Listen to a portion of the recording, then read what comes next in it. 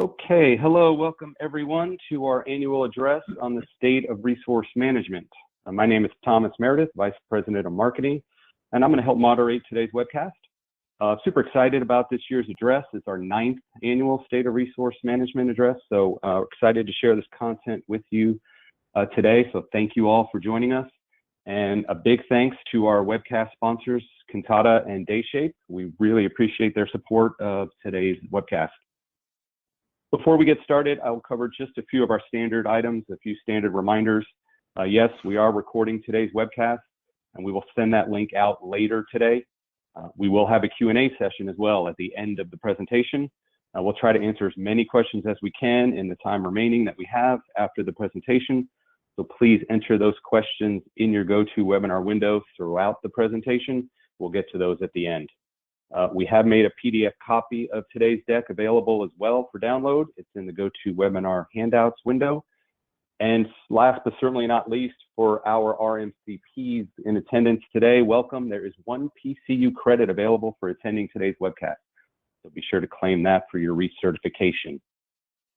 Okay, like I said, we do have a lot to cover today. We have a big crowd. I'm excited to get started. And to get us started today, I would like to introduce RMI Managing Director, Ryan Childers. Ryan, welcome. I'll hand it off to you. Hey, thanks, Thomas. Good morning, good afternoon, everyone. Welcome to the RMI's 9th annual State of Resource Management address. Really glad to have you with us here today. We've got a ton of great content that we can't wait to share with you. Before we get too far into this, I know we have a few folks that are new to the RMI, so I wanted to do just a little bit of a brief introduction and tell you about who we are. So the RMI was established in 2016. We now have over 3,000 members in our RMI community, and we are growing really, really fast. As an institute, we are 100% dedicated to the advancement of resource and workforce management, thought leadership, best practices, and standards. And we do that through market research, white papers, industry collaboration events just like this one, and our globally recognized training and certification programs. And all of that is centered, again, around resource and workforce management. Go ahead and flip to the next slide for me, please. If you haven't joined the RMI yet, I'd like to invite you to do that. If you go to our website, there's a link right at the bottom of the slide there. Go to our website, and if you look in the upper right-hand corner, there is a great big join button. If you click that, you get access to our resource management insight, our white papers, our best practices as well. And then you also get access to our market research, and you get on our mailing list, and we'll send you invitations to RMI events like this one. And you get access to recordings of previous RMI events as well. And the best part about this is it is totally free to join. So definitely something that I would encourage you to consider, and again, would invite you to consider joining the RMI community. All right, with that, I'd like to introduce our featured speaker for today's State of Resource Management address, Mark LaCroix. Mark's been with us as the RMI and RTM Consulting since our inception and has a ton of experience in resource management. Mark, we're glad to have you with us today. Welcome, the session is all yours. Thanks, Ryan. Thanks, Thomas, and welcome everyone. Good to be with you today. Really fun to do these once a year, and because it's called the State of RM, it certainly gives us the license to get a little, get some perspective on what's going on in our functional industry. And so what I'm going to be able to weave together here is a little bit of our original research of the RMI, our experience in consulting and working with customers like yourself and folks, as well as some outside data. And I wanted to start in this first section to provide a little bit of perspective of some of the data we're seeing. Really wanted to ask the question of what's gone on in the last 2 or 3 years and what have we learned from it? It certainly has been a unique and distinct time period for us. And so part of where I wanted to start with the perspectives is to make a little bit of sense of that as it relates to resource management and what it might mean for us going forward. So thinking from a pretty wide lens, we saw a number of data and started pretty wide by saying that population trends, whether we know it or not, are kind of a persistent force here. The US population growth rate is declining. Our growth is not declining, but the rate by which we're growing is declining. equally, the labor force is receding as well. So it's not growing at the same historic rates as it's growing. Yet our gross domestic product is projected to continue to grow at over a 2% clip annually over the next decade or more time period. So at least domestically, kind of US, Canada, you can think in terms of declining population, declining labor force, but continued sustained economic growth. Some trends you see globally as we look at populations is that, for some of you may have been paying attention to this, but India is about to surpass China as the most populous country on the planet. China actually has their population growth as of last year has stopped growing, actually, which is a unique revelation. And if you look at just the 8 countries that are going to make up more than half of the world's population, Congo, there's India, of course, and Pakistan, but Egypt, Ethiopia, Nigeria, Philippines, Tanzania. India and Philippines are still pretty prevalent in our current workforce today, but look at the number of African countries that might be driving population growth. So again, what you could just broadly take away from this is that the population dynamics globally are continue to evolve. And as are some more domestic US, and even I would say this is similarly applicable to Europe, large parts of Europe, where the workforce and the populations are very much flattening out, which is really going to put more emphasis on global resource management. So had to, of course, get into this great resignation, reshuffle, retirement. What is it? So I think we're moving beyond calling it the great resignation. Excuse me, just trying to. And so, as I said before, the domestic labor population is declining, but the actual labor force is declining at a greater clip. And so again, what you can read from this is that in each decade that they're highlighting in each forward decade is that the growth rates are getting smaller and smaller. But again, our labor force growth rate is getting even smaller than our population growth rate.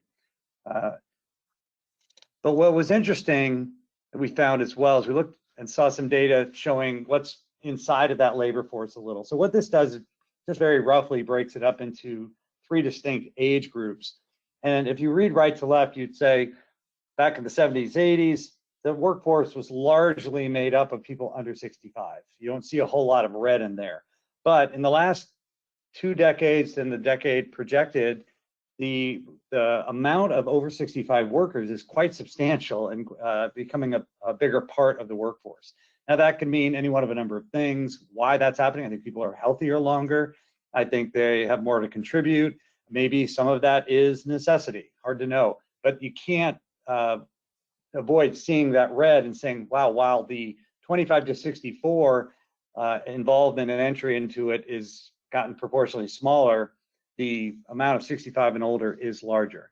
What that tells me is great that we have a vibrant and more extended, but we know folks in that age group probably aren't going to stay in the workforce too much longer, given their age and dynamics with that. And so that tells me that not only, well, that might be artificially propping up, you might say, some of our labor force, knowing that many of them are going to be exiting the labor force sooner than later versus folks that are younger. So essentially, we have evidence too that in addition to a shrinking growth rate of our labor force, it's also getting older. Most people say, well, that's the boomer generation starting to work its way out. What I found this graphic to be very interesting, the HBR graphic, I think they might have republished it either from their research or someone else's, is looking at the quit data. And so this graphic from left to right is almost a little bit in reverse of the same data, which says that that people are leaving or voluntarily leaving their jobs at a higher clip than they have in the past. And so you see this linear growth or uptick of more and more folks voluntarily leaving their jobs each year.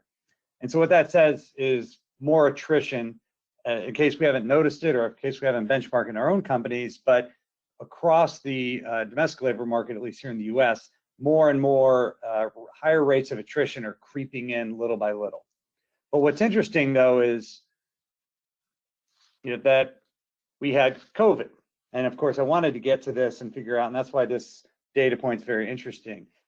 all remember, COVID more or less hit our economy at March of 2020. Well, what COVID essentially did was it hit the pause button. So resignation slowed down because many of us just hunkered down because there was so much uncertainty. There was a lot of economic turmoil and a lot of household turmoil that everybody just had to hit the pause and freeze.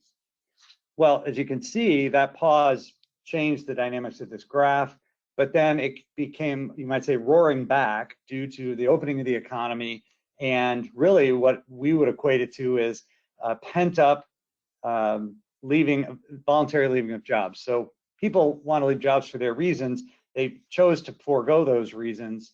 But once the economy opened back up again and opportunities opened, all of a sudden that backlog of folks that really wanted to make changes tended to hit us all at once. And so what we felt, and I think everybody that was in any kind of business role at that time felt that, wow, the turnover rates were through the roof. It was so hard to hold on to people. It was hard to recruit people. It's chaos. I think people could say anecdotally that it's starting to calm down, but I think this graphic explains a little of the chaos and the challenges we felt, because if you could see the amount of voluntary leaving of jobs spiked, relatively speaking, from 20 to 21. We don't have the 22 data yet from this graphic, but I would guess that it's going to go back onto its normal linear path upward. We thought that we might have overread this great resignation or great reshuffle and said that we have a massive exodus in our labor force. I don't interpret it that way necessarily. I view it just as this graphic shows, that we just had a bit of a bubble of some of that turnover. And so the anecdotes that are put in the paper about the middle-aged person that decided to travel the world and surf and find themselves, I think that's a little overblown. I just think that it was a little more practical, that we had people that wanted to find other jobs and had the opportunity to do it and were pent up from doing so.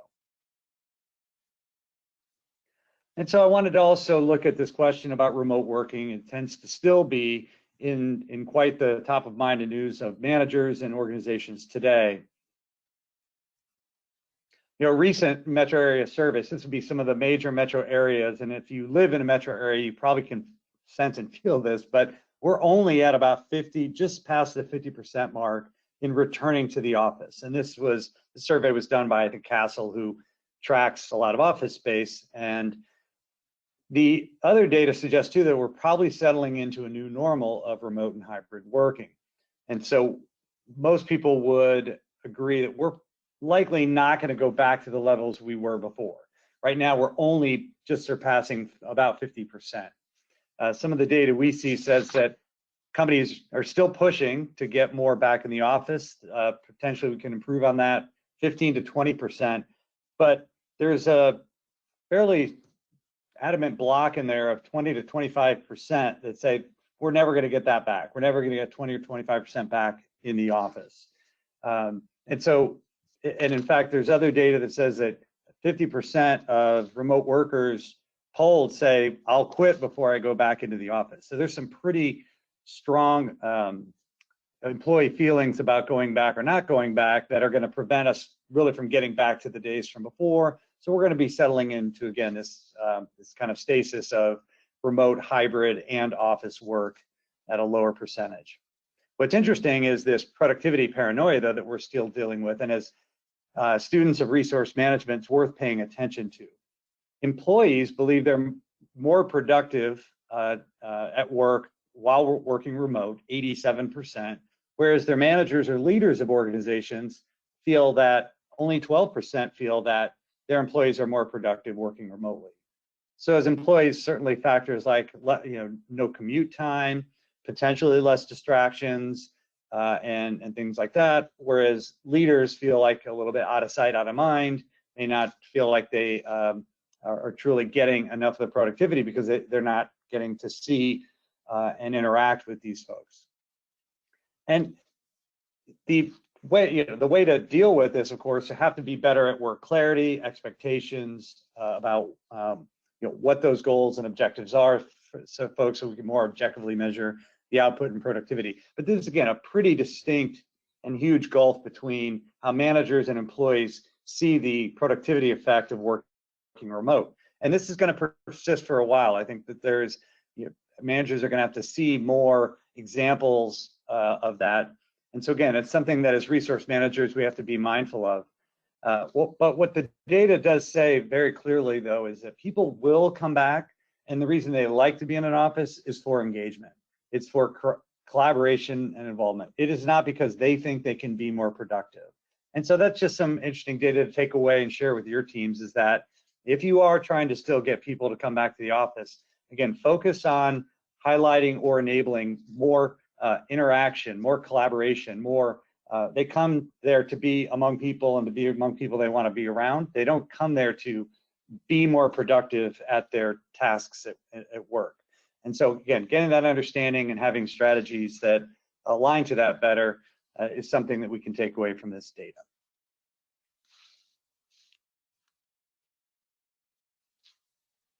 Okay, so went a little macro on you with some, because I just again wanted to make a little bit of sense of, was this a COVID blip or not, and where are the trends with our labor force, and how does that affect resource management and our need to have good, strong, growing teams for our enterprises going forward.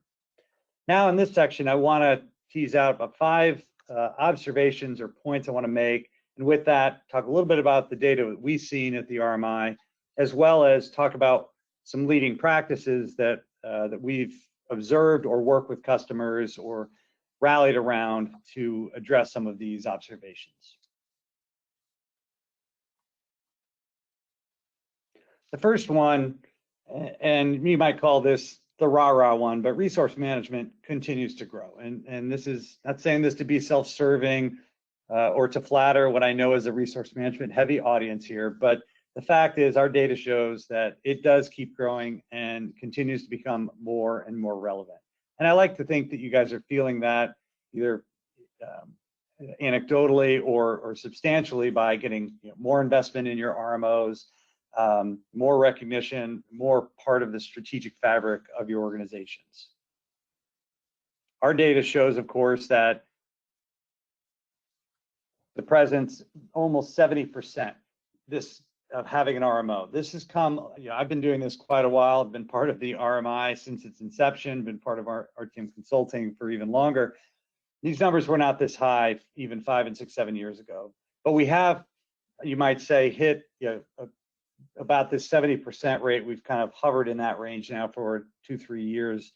I think we can get higher and do more, because I think that most organizations need it. But we've been at a pretty good adoption rate of having RMOs. What I like is this data point on the right as well. What characteristic do those RMOs take? Well, about half are centralized. We believe that, of course, is the optimal model to achieve all of your objectives and benefits of an RMO. There still are some that are decentralized. Honestly, I find it a little bit hard to have an RMO and be decentralized. It's a lot harder. And so there's just a minority that are there. There are 41% though that are in more of a hybrid, centralized hybrid, so a hybrid model. That number actually is increased. It's shifted a little bit upward, about 7%, as we've trended our data over the last 3 years or so. How do I explain that? Partly I explain it because I think that when you're a larger organization, very, very large global organization, we have members that are in the thousands of people in the organization, and you're covering the globe. Sometimes a hybrid is right, doing it by region and allowing a certain amount of looser autonomy while still using the same tools and practices and processes, but allowing for some localization of the service to that. Or maybe again, large global practices, you can take on the texture of those practices and allow for a little bit of a decoupling from the centralized ship. So I see some healthy uses of a hybrid model, but of course the importance all along is to make sure that there's a good, strong standards around process, around the things that are done, and that all these RMOs, even if in a hybrid mode, are operating the same way. So assuming then that we're at a 70% uptick, that's a good penetration, saturation of RMOs. So what do you do now as an organization to continue to add value and grow in value. So one of the things you've heard us say repeatedly at the RMI is have a clear charter for your RMO. So if you don't, that's step number one. Make sure you do that and or revisit it if you have to. But the thing that we have been talking more about in the last couple of years is looking at the scope of your RMO. That's something I've definitely challenged some of my clients that I've worked with to do, is saying clarity of scope is the next step and the most important thing beyond and part of a charter. If we look at the different functions we do, we have to ask ourselves, is there more that we can do? Is there more that we should do? We have to continue to evolve as RMOs. I've seen some RMOs that have been the staffing only option of last resort. Well, that's not a very good scope for an RMO. You're not going to be very strategic if all you're doing is being the last one they call when they're desperate and can't find anybody else to man the projects. So this is an example of how we need to evolve and move the scope of our RMOs to be more effective, to be more value add, to be more strategic for our stakeholders. So we're not there just to do staffing. We're not there just to do staffing last resort. We are there to do demand planning. We are there to interact and help with how we source talent to come in, or how we help transform talent. So again, a lot of areas across the jitter wheel that you all can test and challenge yourselves to say, should we be doing more? How can we do more for our organization? Oh, forecasting. So I'm going to take a little different spin on this. If you've been around me, I always do tend to talk about forecasting, but the reason is it's one of the hardest things to do. And we know that from the data as well. Everybody knows it's critical. For those who have achieved this, it's a little more like sledding downhill. The ability to see into the future and to act based on future data makes work a lot easier. But our data continues to show that it is the hardest thing to achieve, the biggest inhibitor of effective RM. And this is no surprise. So if you're nodding your head, just know that you're in good company. You're not the exception. You're probably more the rule. It's really hard. I had not an epiphany, but I've had a bit of an evolution of thought over the last year or two, again, in working on this problem with customers. And I want to zero more in on the quality of and ownership of issues relative to the demand data. So I want to talk you through that a little bit, about maybe ways you can challenge yourself or rethink a little bit about why this is so challenging and why your organization is struggling a little bit to get this implemented. So it's about addressing the quality of the data. So tell me if you've heard this story before. If we only had more reliable data from sales. I find that we scapegoat sales a lot, and I don't think we should be, because the reality is that 80 to 85% of our demand that we're trying to use as our forecast and outlook is in our own hands, because it's our own backlog of work. It's our existing project work or business as usual work that we control and that we have ownership over. So this idea of, I'll say, blaming sales or blaming the sales data is, to me, a little misguided in terms of a scapegoat. Yes, it's an element, but it's not the predominant element. What I have to tell you is focus on your backlog first and sales data second. And if you do this, you'll find that you might find it's real root causes. You got to get to the real root cause of your data issues if you're really willing to look that closely and that hard. So again, caution, what I'm about to do might scare you, but this is really where I've gotten to on data. This is not superficial stuff. I would argue that this is, you have to put a mirror up a little bit more and say, what are we doing? How are we doing it? And why is this so hard? And again, it's only when you really look a little bit closer at what's going on, you realize that, again, you're not crazy. It's the operation itself that is contributing to this. So what do I mean by this, and what examples am I talking about? So I've heard, when we get into why is forecasting so hard, why is the data quality around that so hard, I hear often, hey, our business is very fluid. There's a lot of change in the business. We have a lot of small projects, a lot of turnover of projects. We're very flexible to our customers and things like that. So we sell a lot of bucket of hours projects or retainer and things like that. Okay, so you're trying to be a little bit of everything to everybody, so your business is very fluid. Well, what I come back with as, again, potential solutions is this isn't a quick fix RM solution. This is have you really thought about what you're selling to your customer and how you deliver what you sell? You know, I always say, you know, can you deliver what you sell, and are you selling what you're good at delivering? And what we find is organizations sometimes can, and again, these are for external facing organizations here, is you're doing whatever the customer wants, or you're being overly flexible to the client, and so you're being too accommodating. Or maybe you think that selling buckets of hours or selling credits along with the product is a great way. Well, they're easy to sell, they're really hard to deliver. And so you have to recognize that you're going to take on a lot more operational overhead by selling a lot of different flexibility, a lot of different project types and engagement types to your client. And so your cost to operate is going to go up. I don't think people recognize that. I think they think that I can sell any kind of structured service and the delivery team will figure it out. Well, you have, in the case of, say, a credits or retention, I'll use that as an example. You could sell a certain number of hours. You have no idea when anybody's going to actually need those hours. So that's unscheduled backlog.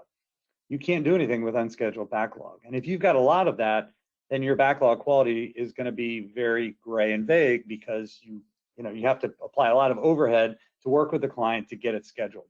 I call those kind of selling them over and over again. So again, ask yourself, have we been too flexible and too fluid in our service sales model? And so now we have really a portfolio of engagements that really takes a lot of overhead to keep track of. Another common thing we see is that folks tend to want to manage complex project plans for their engagements. I mean, many of you out there do large projects that are complicated and go on for many weeks, many months, have a lot of items in your WBS. Well, people tend to want to use that as the basis for doing resource management, and especially in a tool. So we'll figure out our resource management as we map them into these projects and project plans. And that tends to create a bit of a resource management nightmare, because you are conforming the resource load against a very complex project plan that is subject to a lot of change and subject to not enough change because they take a lot of management. And so what we encourage people to do is two things. One is decouple how you schedule and assign people from these project plans. Loose decoupling or full decoupling, to say what's the assignment and then what are their tasks, and try not to, in the case of complex work plans, try not to overlay the two, because you're going to wind up with a very hard to manage, hard to determine resource backlog in terms of the hours they're going to use. So either you also can do more resource friendly project plans that confine people to buckets here and there, so it's a little easier to do resource planning while still conforming to some amount of a project lifecycle WBS structure in there. So try to maybe find a middle ground between the two. But again, so this is pretty fundamental here of how you're defining and managing projects, and how you're scheduling, assigning, and tracking resources against those projects. Again, the problem sits in there. And then last is, we rely on our PMs to do this, and they're not able to keep up. Now, this isn't a shot at PMs, but PMs sometimes do get thrown under the bus a little bit, because they have all the data and the knowledge of the data that we need. And so they become the bottleneck for us, because they're the only ones that can tell us where this is going and where the project's going. Well, oftentimes in many environments, the PMs are overworked. I see many environments where PMs have 5, 10, 15 projects. Coordinators have 10, 20, 30 projects. So we've layered on and stacked all these projects and all this on PMs. They're not hardly PMs anymore. They don't have the time to actually do it right. They certainly don't have time to go in every Friday and spend half an hour on every project if they're juggling 10 or 20, and make sure that schedule is up to date for the next 3 months. That's really hard to do. So one of the things that you have to take a hard look at to say is, revisit what project management means at the organization. Do we have enough of them? Do we need to shift the roles? Do we need more coordinators to help with some of the heavy lifting? What are we asking the PMs to actually do? Because sometimes what happens is PMs become too administrative and not good PMs anymore because we're desperate for them to keep up our backlog. So we have to balance that, and we have to look hard at the PM role. And in some cases, I've seen organizations, you need to rethink and reinvent what a PM really needs to do in your organization and put the right amount of support around them. Employee engagement. So 3 years ago, we weren't talking about this. Now it's just in just about everything we talk about. It's a broad topic, breaks up into a lot of places, but RMs, resource management plays a role here. This isn't just HR, it's RM as well. Interesting data on employee engagement. And it's around learning and development. So a lot of the information we learn about and see is focused on an engaged employee, engaged resource. It high link to learning and development. So if they can't grow, they're going to leave. And the best leaders in organizations focus this. They say the data point here is 76% will stay if they feel like they're getting the right amount of learning and development. And then this data point here, it's a bit of an eye chart. You can look at it more later, but the question was simply asked is, do you feel like you need to leave your job to get more skill acquisition?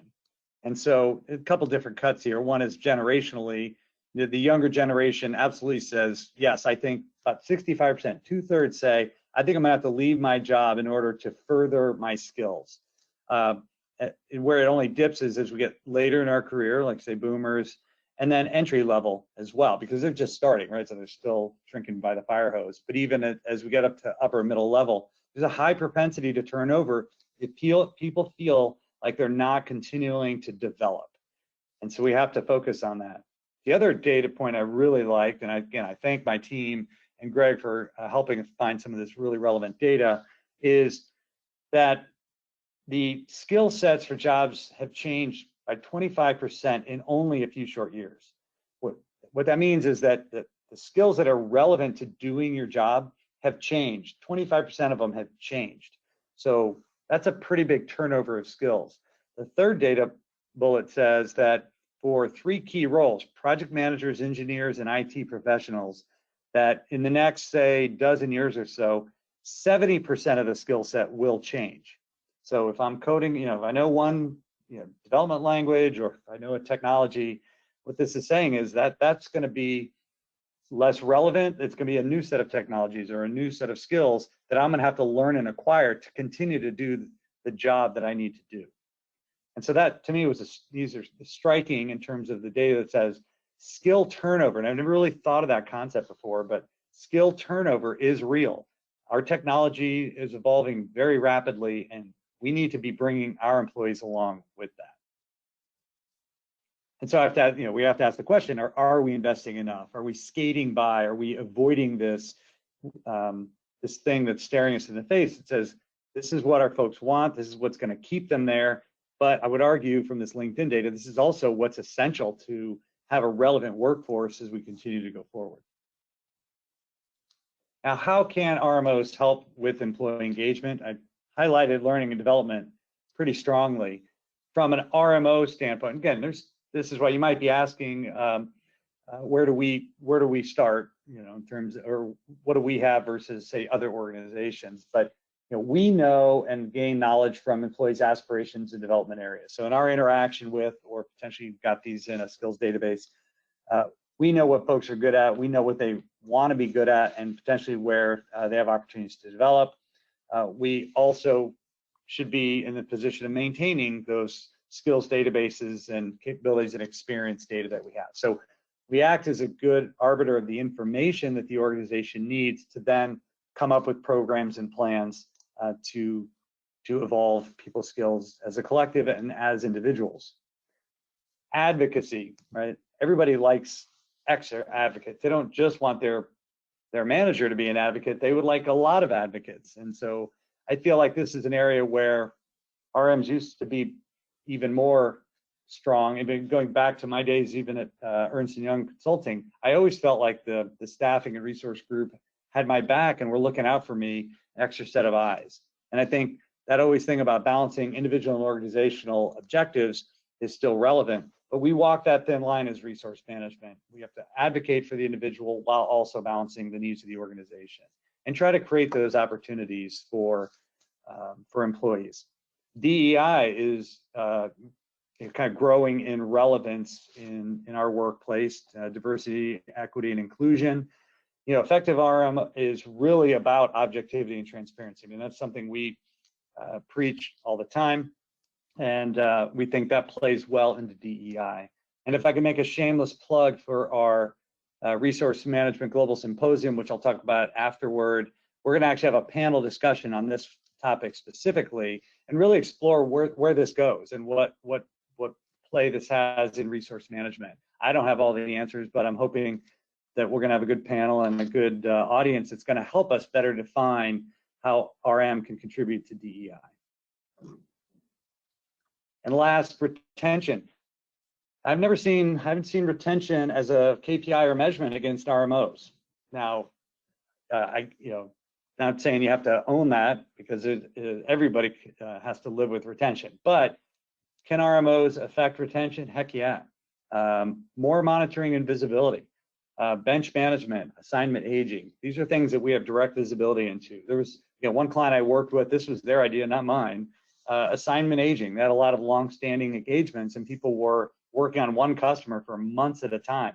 Well, guess what? That person quits and everybody goes, oh, why'd they quit? It's like, well, I don't know, no one asked. They were just out there, we thought they were happy, and one day they decided they moved on and no one knew.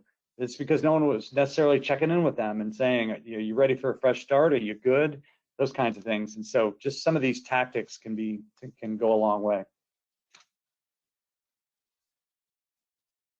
And one of the things that we teased out of some of the anecdotes that we've had is we think of it as re-recruiting our employees. I mean, maybe if we all today just kind of had a reset of our mind to say, how well have we treated our current employees as if we're recruiting them, meaning we're attuned to where they're at and where they're trying to be, and where they're trying to grow as employees. And my last primary observation is around technology. I want to talk just a little about capture, perfect, automate. When we survey folks on technology, the predominant thing people ask for is more features. Now, it's hard to know exactly what those features are.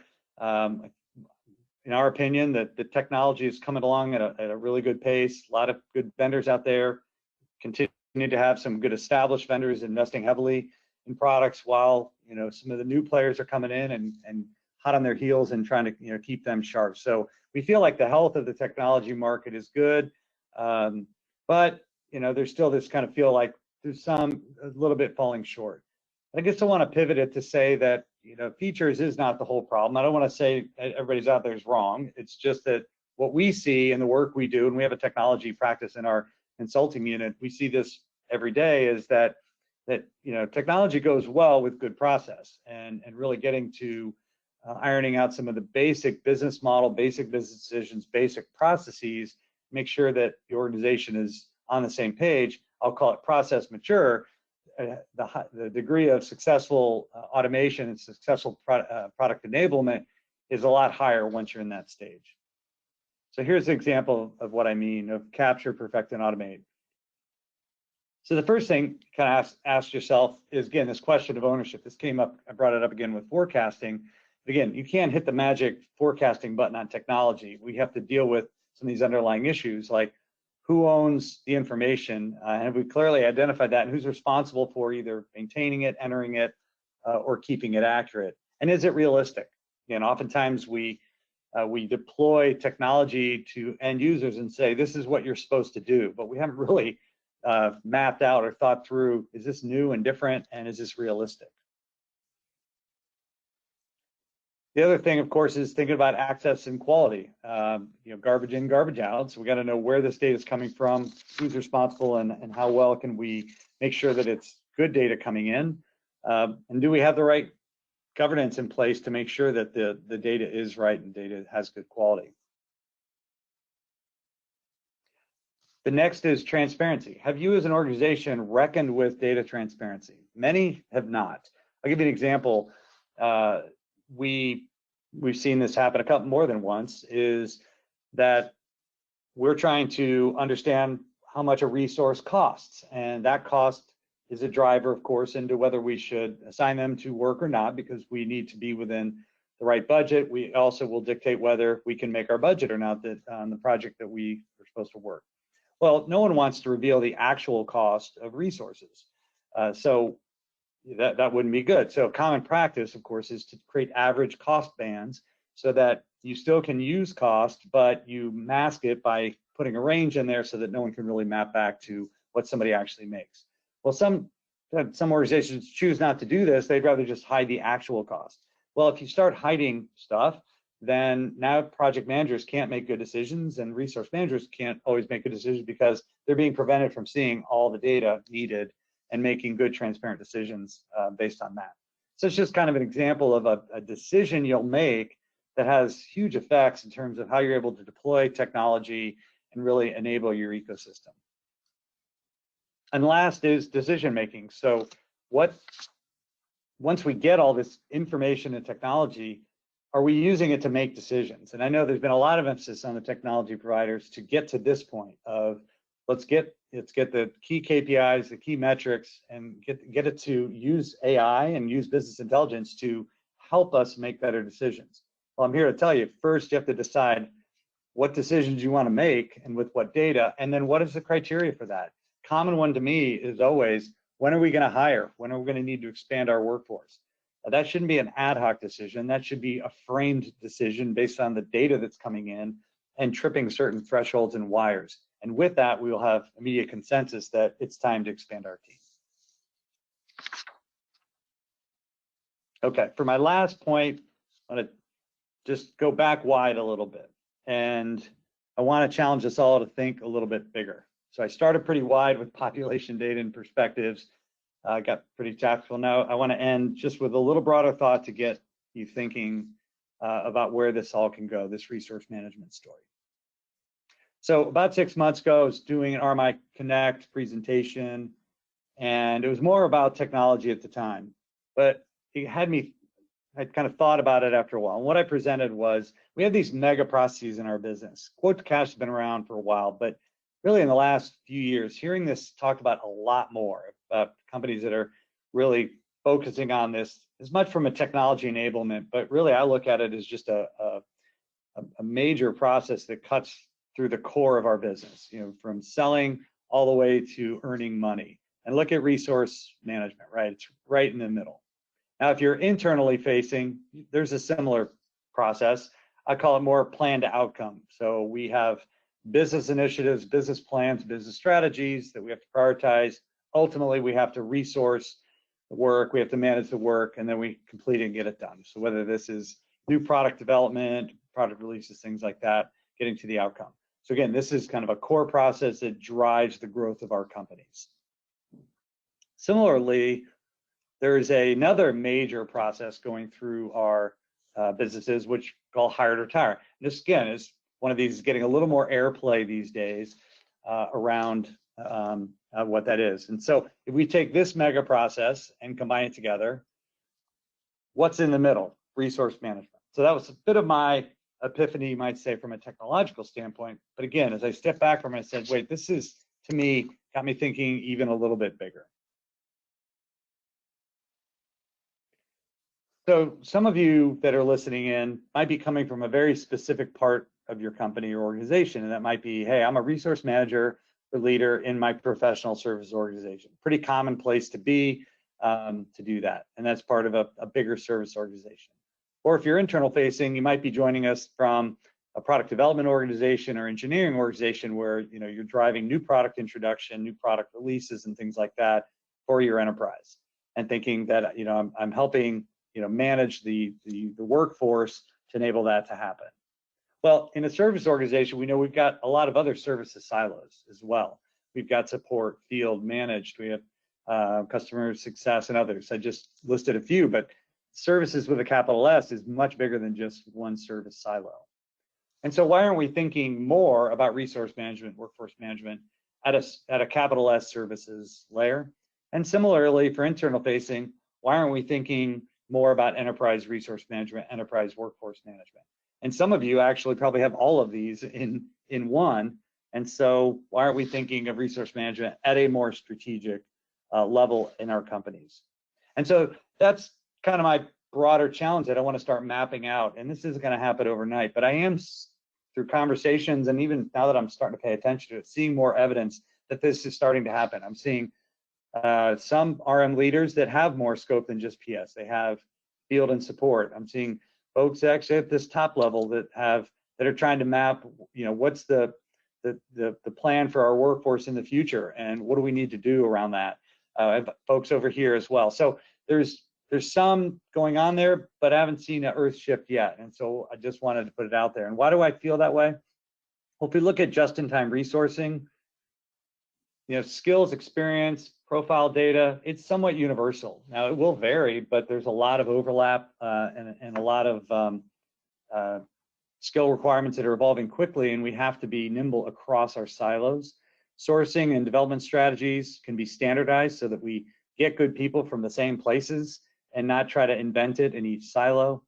And last is our, staffing and forecasting process will vary, but in the end, it still comes down to the fundamental modeling of supply and demand. So I think that a lot of this more macro level is achievable, and I think there's as much commonality that can be centralized than differences. And I think living with those differences is preventing us from moving beyond the silos. So I just put that out there as food for thought, something we can all aspire to. And again, as we want to continue to grow the scope and realm of what resource and workforce management is, that to me is the next horizon. And I think there's others that concur with me on that. Okay, so I want to finish with just highlighting a few things that if you're part of the RMI, great, glad to have you. If you're not part of it yet, I want to expose you to some things as well. But as Ryan showed you, go join, no cost. You're immediately part of our orbit and can be participate in a lot of the activities going on. I want to highlight some other ability to acquire more knowledge, more research, and I'll go into more on our global symposium in a minute. But the RMI does put on quarterly power-up sessions. So these are 30-minute kind of lunch and learns, if you will, that are going to cover a different topic. We usually get a guest speaker from our community every time, and really good chance to just get a little refresher once a quarter. We also, with your help, put out quarterly market research. So you saw some of the research I used. You get unfettered access to that, all the questions, and it's broken up by internal facing, external facing, things like that. So you can find your application of the data for your situation more easily. Our 4th annual global symposium, we got it interrupted by 1 year of COVID, otherwise we'd be on our 5th, but coming up in just a couple months, April 20th, 21st in Dallas. This is, to me, the best way to collaborate and learn and innovate. These things bring a ton of energy and ideas together in one place. You get to be around, quote unquote, your people, because people that are doing similar things as you care about it just as much as you, and coming up with a lot of good ideas. So again, just over 2 months away. We're filling up our agenda. We've got just about all of our speakers. I know we're looking for you guys to attend. We have an early bird that actually ends tomorrow, but actually for attendees and attending, we'll extend that for 1 more week. And so again, if by attending or enrolling here, we're going to extend that early bird. So save $100 if you register between now and next Wednesday. But again, I would encourage you to go ahead and sign up, get your hotel locked in, and look forward to seeing you there. It's a great event. Try to talk to somebody who's been there. I think they'll say the same thing. Look forward to seeing many of you down there. Part of being down there also, we do RMCP training certification. This is delivered both in person, virtually, and on demand. Again, there will be live classes preceding the symposium, so we're packaging that up, as well as there are regular classes that you can go look at our calendar in the RMI site to see when the next classes are coming up. But I'll tell you, the next wave of classes generally going to be aligned with the the symposium coming up. But again, there's many other opportunities to take the class. You could even do it on demand. And we got quite a few virtual instruction as well for those who can't travel. Here's a little bit more of the schedule, bit of an eye chart, but shows you we have a lot of opportunity to be, not just take the RMCP, but there are many variations, whether you're just starting out or you're more advanced. We've got a range of curriculum in terms of our RM training that you want to look at. Okay. So with all that, just Thomas, I'll kind of turn the floor back over to you to see. We've probably got a couple minutes for questions before we wrap up and finish up today. Yeah, very good. Thanks, Mark. Yeah, we do have a few questions that are coming in. We've got some time here at the end, folks. So if you got a question, put it in there in the window panel, and we'll try to get there. There was a quick one that came up about virtual RMCP sessions. Yeah, there was a lot on that chart, but if you go to our website, resourcemanagementinstitute.com, you will see all of the virtual sessions there as well. So Mark, I'll cover a few here, and these came in while you were talking in your section on the RMO. How do you see the role of HR and its coexistence with RMOs? Yeah, it's certainly in some of the content I was covering, we're flirting with HR stuff as well. So we're bumping, employee engagement, things like that. And when certainly that big idea at the end, you might say, shouldn't HR be doing this or not? I think been doing this a while. I think there's always been a clear enough line between what HR is doing and what we're doing. I think that I believe no one's in a better position to know what the the service operation needs. Again, if it's external facing, I don't think anybody knows more about how we need to man our customer facing teams, but even in certain internal teams like product development, engineering, what do we need and how do we grow and evolve that workforce? I feel like RM is there to understand the needs of that team to deliver. I do think when it comes to development plans and strategies and all that is more the realm of HR, and we have to be partners in there.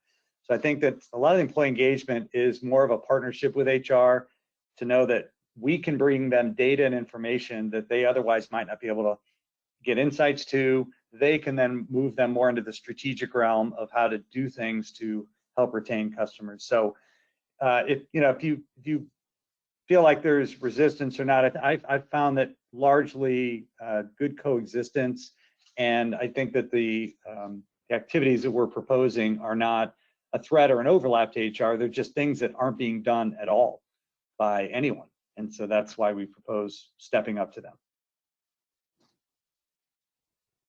Okay, this one came in, I think it's speaking to some of your research at the beginning of the presentation. I don't know if you came across this or not, but he asked, is there a difference in the percentage of remote work with full-time employees versus contractors? Can you repeat that again? Is there a difference in percentage of remote work with full-time employees versus contractors? We did not get that data, so that's a good question. Yeah. In terms of does the percentage change depending on is it employee or not? I think that I would say probably just anecdotally, not hard data that we had, is that I think that the contractors are generally in the same boat. Now, there's a couple classes of contractor. One is I'm hiring a group of people, and a lot of that obviously is offshore. So people are hiring third parties and oftentimes to take advantage of low-cost areas and get low-cost labor spun up in those areas. That's pretty predominant. And then if it's more of an individual contractor or expert, they tend to mirror the behavior of an employee or an FTE. So that's probably how I see it playing out. Okay, very good. Another one back around the RMO. Should the scope of the RMO include people management? No. There's a distinct line there. People sometimes conflate resource managers or resource management with people management, and that's something we've always been very clear about. Is those are two separate things. And we, even definitionally and title-wise, we'd rather keep them separate. RMs to us is the advocacy and support for resources, but not the management of those resources. That's left to, the organizational managers and whatever construct, works for your organization. Okay, one here, kind of general. What are some of the best forecasting models? What are your thoughts on forecasting models? So there are, there's really kind of slices a couple ways. I mean, part of it is I challenge folks to just try to model it with the data you have, and that can be hard enough. Meaning you have backlog data, you have sales or planning data. So step one is try to make sense of that. Try to be able to corral all that and get it into one place that's meaningful and useful for you to then forecast. But there's certainly another level you can get to on forecasting, which is predictive, and the ability to take in factors of like, where's your pipeline going? Or if you're able to kind of correlate your work to what's going on in the outlook of the business, or the outlook from sales, or the outlook of planning, then you can, again, be more predictive, if you will, and infer and layer in some longer term outlook of where demand's going using that. So I would take it in two steps. If you have a solid foundation of the data in front of you and can organize it, then you can start to look at more predictive ways to apply modeling to say, if the pipeline is of this size or of this mix, what does that mean to my outlook of demand over the next 3, 6, 9 months? Okay. Let's grab one more. We got time for one more before the top of the hour here. What's the ideal RMO org chart for big companies? 10,000 plus employees. A lot. We actually have that content in our advanced RM class. So, it's hard for me to describe in words. It's easier to decide visually, but there's a scaling model. We have a ratio of staff to billable staff. We have a ratio of RM leads to RMs, and it scales. And it can also grow in a couple different directions. You can have more supply side versus demand side. So you could split it that way depending on how your organization is formed. But we've definitely got information you could follow up with us on that kind of shows the scaling model and ratios of billable staff as well as team managers to team staff. Okay, absolutely. We are almost out of time here, so there are a few follow-up questions. We'll take these offline. You folks have registered, so we'll be able to follow up with any questions offline. Thank you for those questions coming in. And just want to again thank you, Mark, for joining us today, giving your perspectives. I thought it was an excellent presentation. I want to thank all of you for joining us, spending an hour with us today on our State of Resource Management address. I know we love bringing these to our community. And a big thank you there, you can see, to our sponsors, Cantata and Dayshape. They've just been a great sponsor of the RMI as well as this webinar, so appreciate their support. A reminder, take advantage of that early bird pricing for RMGS before it ends. We'll follow up with an email to all those who registered, and there'll be a link there where you can take advantage of that $100 discount. So be on the lookout for that. And don't forget to join us. I know I'm the marketing guy, but I'm gonna do one more plug. Don't forget to join us for next month's Power Up. It's about a month away. It's gonna be March 15th, and it's gonna cover trends and best practices for skills management. So you can visit the website for more details, and then also keep an eye on your inbox, and we'll be sending you info and registration for our next Power Up March 15th. Okay, that's it for me, I promise. Thank you guys very much for joining us for today. We'll see you later. Have a great day.